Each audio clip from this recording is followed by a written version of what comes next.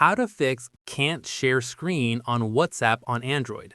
This tutorial shows you how to resolve WhatsApp screen sharing issues on your Android device. First, launch the Settings application on your Android device. Next, scroll down and tap on Apps to view all applications. Following that, find and tap on WhatsApp in the app list. Now, tap on Permissions to manage WhatsApp's access. Moving forward, make sure all necessary permissions are granted. Afterwards, especially enable Display over other apps permission. In addition to that, go back and tap on Storage.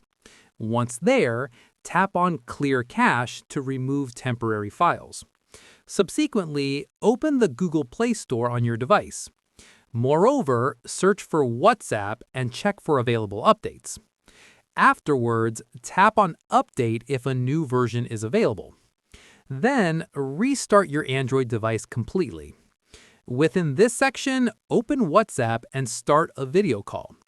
Alternatively, during the call, tap on the screen share icon.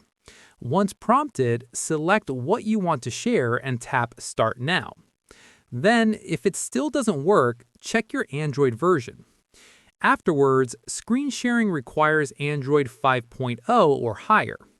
Then, go to Settings, tap About Phone, and check Android version.